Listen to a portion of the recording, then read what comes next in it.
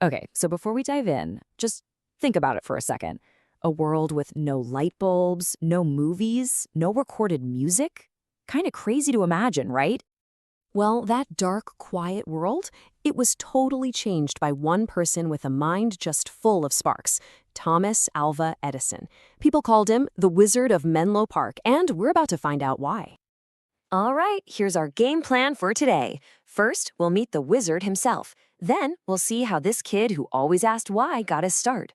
We'll check out his incredible Invention Factory, see how he literally lit up the world, and then uncover some super surprising, kind of weird facts about the man behind the magic. Okay, first up, meet the wizard.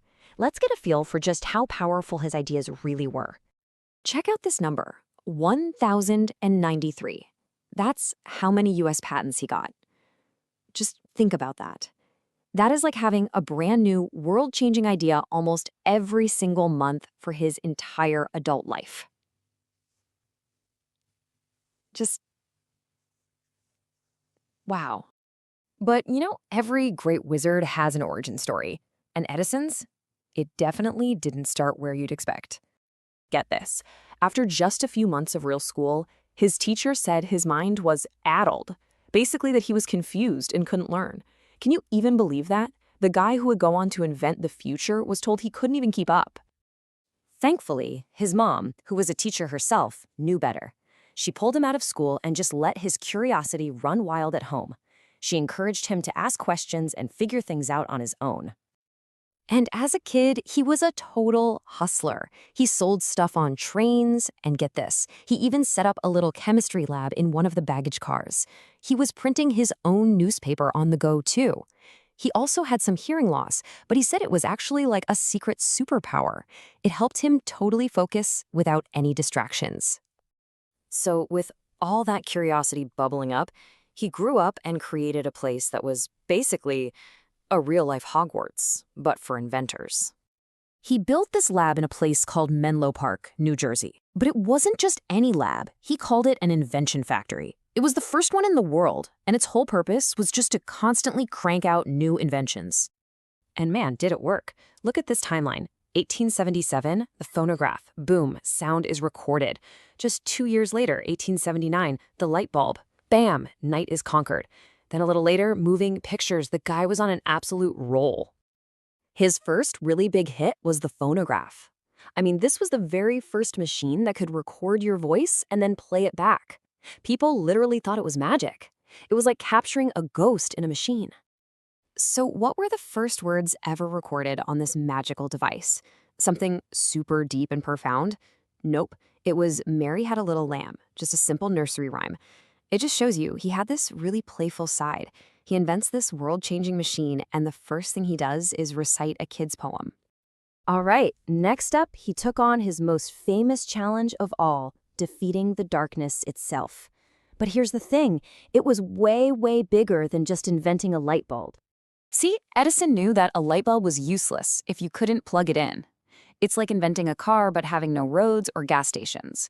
He didn't just invent the light bulb, he invented the entire electrical world to go with it. So he broke it down into 3 huge steps. First, the idea, a safe electric light. Second, the really hard part, the search. He tested thousands of different materials until he finally found a carbonized bamboo filament that could glow for hours. And third, the system, building all the power stations and wires to get that light into everyone's homes. And in 1882, it happened. The first power station lit up Pearl Street in New York City. And just like that, the modern, bright city was born. He literally flipped the on switch for the entire world. Okay, so we've seen the legendary inventor, but behind all that genius was a real person who was also kinda a lovable nerd. So let's get into some of the quirky, surprising facts about him. Okay, first things first. The great Thomas Alva Edison, his friends and family just called him Al. Kind of makes him seem more like a regular guy, right?